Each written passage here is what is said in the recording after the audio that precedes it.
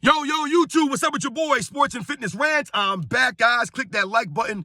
Subscribe to my channel. What's up, y'all? Welcome back, guys. Welcome back, man. Got another great video for you guys today. As usual, you guys know the deal. You know what's about in this channel. It's about the facts. It's about the truth. It's not about narratives on here. We're here to stop the narratives and stop the lies. And I want to thank you guys, man, for subscribing to my channel, for all your love, man. Everybody across the world, everybody across the states, right? It means a lot to me, man. You guys commenting on my channel, commenting on my videos, you guys watching my videos and subscribing. It means a lot, man. You guys have great things to say, man. Much respect to all the true and real NBA fans out there, man. It means a lot, man. So thank you to all you guys for your support, man. And in this video, we're going to speak about LeBron James and his era, right? We're going to talk about his era this time and the things that they've had to do in this era, right, to make the game more competitive. We're going to talk about that in this video, right? Because we know that the league has not been very competitive. So the NBA has made several changes over the last several years to keep the NBA competitive. We're going to talk about it in this video. And you guys know what to do, man. Turn the volume all the way up. Hit that play button. Remember, these videos are for educational purposes. And let's roll. So yes, guys, I did a video earlier about Michael Jordan's era, right, in the three-point line, and how a lot of people will try to say that the NBA had to move in the three-point line to help Michael Jordan and his era because these guys weren't skilled or they couldn't shoot. This is what they believe, right? I talked to you guys about them moving in the three-point line, right, to help improve scoring because the era was becoming so defensive, the scores were so low that the NBA thought they had a problem when they did not, right? We respected that era and we appreciated that level of defensive abilities.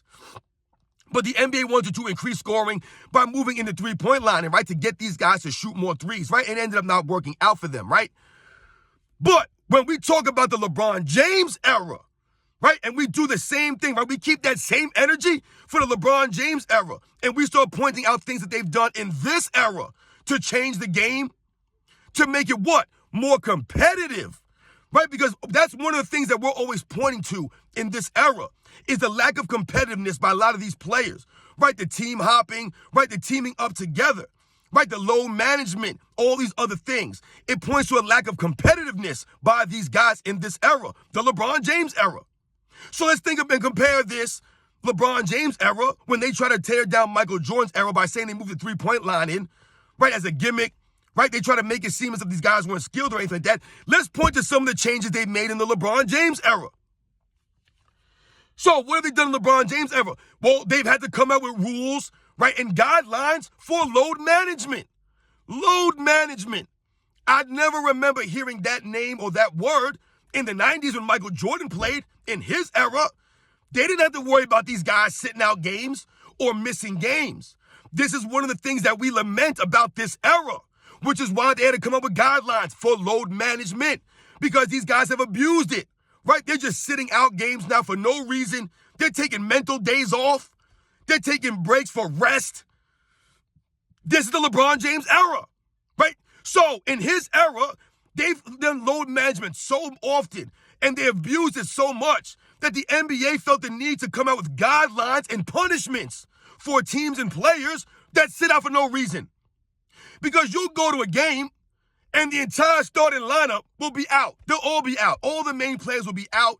They'll be resting because they had a back-to-back or 3 games in 4 nights or some nonsense. 3 games in 5 nights. So they need rest. But these are supposed to be the greatest athletes, right? They're supposed to be greater athletes than Michael Jordan's era, but yet they can't play 82 games. Michael Jordan's era, these guys took pride in playing 82 games back in those days. Which is why more often than not, these guys showed up. They were there for the game, for the fans. Because once again, they respected the game. They had a love of the game. And they had a respect for the fans that showed up. They paid their hard-earned money to see these guys.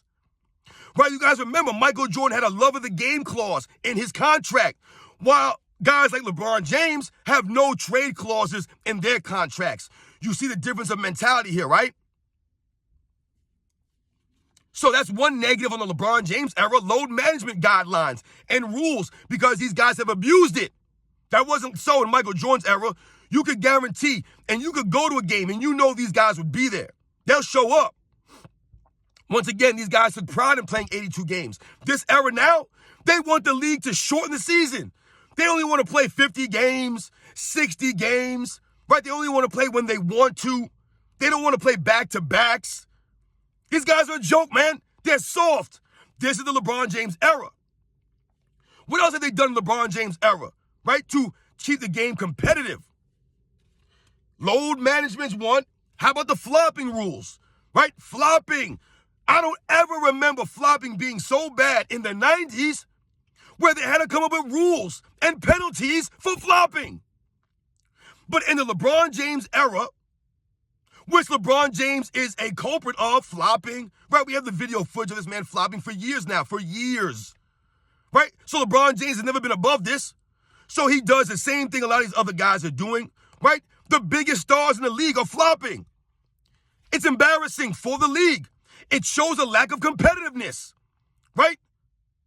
They're cheating the game with this flopping. We've talked about it on this channel. They never did that in the 90s. They didn't have to come up with flopping rules in the 90s. I've told you guys, the players that flopped in the 90s were the lesser players, the role players, the bench guys. It was guys trying to get a foul call against somebody, right? That was their job, to try to draw fouls against somebody. But it was always the lesser guys. The main stars weren't flopping around for fouls. Karl Malone, Hakeem Olajuwon, Charles Barkley, Michael Jordan was not flopping around for foul calls. Once again, the NBA did not have to come out with rules or guidelines to stop this stuff. Because once again, the NBA players of this era, they have abused it. It's gone too far.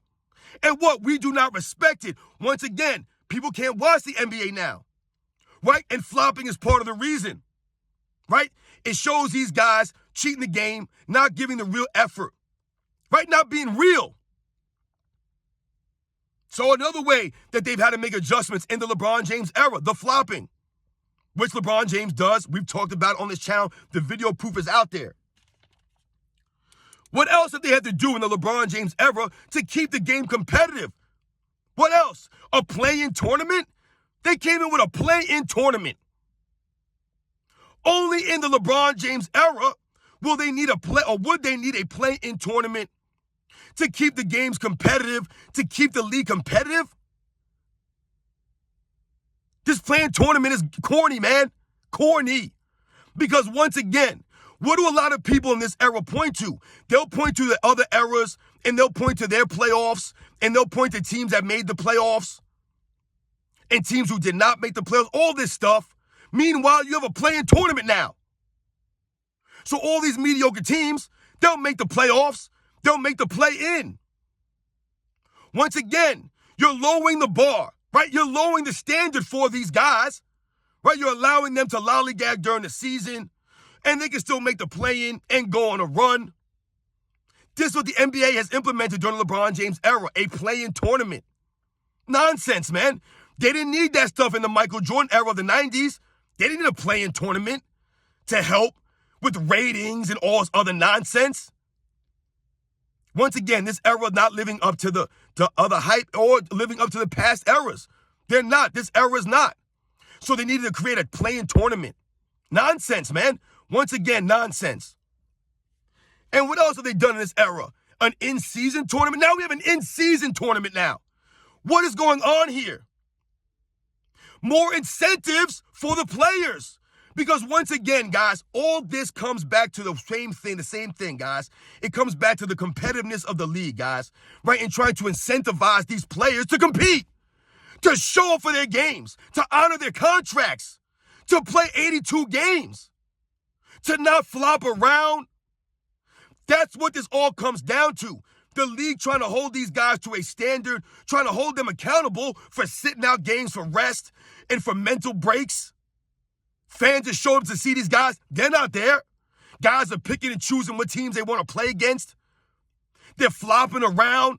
No one's playing any kind of defense, right? There's no effort there.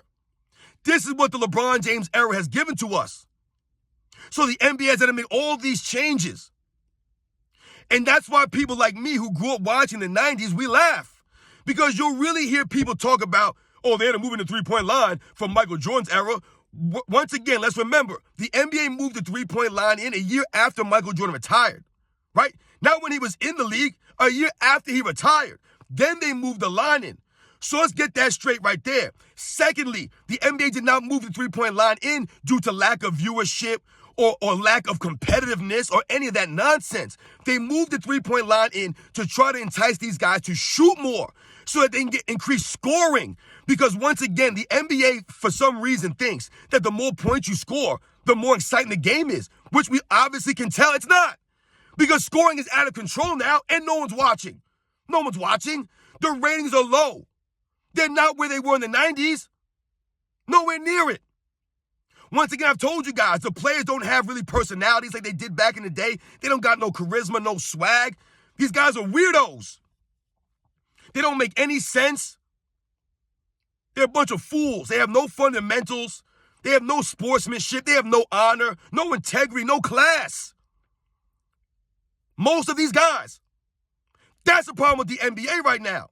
So they had to do all these things like come up with the load management guidelines, right? And they had to come with the play-in tournament. And they got to come with the rules for flopping.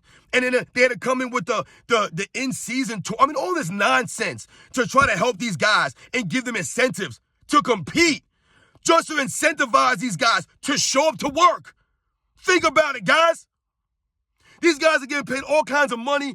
They sign a contract, and then they want to renege on the contract. Then they want to sit out games because they're tired. They don't want to play back-to-backs. Are you kidding me? But then they want to be mentioned with the all-time greats. And this is what I'm talking about, y'all. They are not worthy of top 10 status, these guys. They're not, because they're not going through the same grind as the past eras. These guys had to play back-to-backs. They had to play back-to-back playoff games. These guys in this era, they don't want to do it. They want the season to be shortened. These guys never complained about playing 82 games. Once again, they took pride in it. In this era, these guys won't even play 60 games. There's no pride there. They have more pride in picking out a weird outfit to wear to the game than they actually have in their actual games and what they're doing on the court. These guys spend more time picking out an outfit than they do work on their games. These silly guys, they're a bunch of silly idiots. And this is the LeBron James era, y'all. This is what he's given us, right? He's given us the flopping, the load management, right? The non-competitiveness by everybody teaming up with each other. So the NBA has to make all these play-in tournaments and all this other nonsense. They had to do mid-season awards, more participation trophies for the LeBron James era.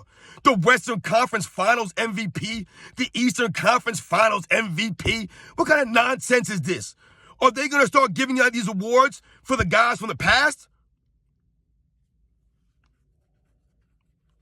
You know what I'm saying, man? How many of these corny awards are they giving out now? Just giving out awards now. There's participation trophies. This LeBron James era. You guys know the deal, man. We hear these corny people talk about the 90s and the three-point line and them moving in the three-point line and what that meant. But look at this era, this joke of an era, all the changes they've had to make in this era just to get with the competitiveness, to keep these guys incentivized. That's embarrassing, man. These guys should be playing for the love of the game, man. They should be respecting the game. Respecting the fans, carrying themselves with class and integrity and some honor. It's not there, though. So the NBA has come with all these rules. And the fans ain't watching this stuff. You guys know the deal, man. This is where we're at now. I'll catch you guys on the next one.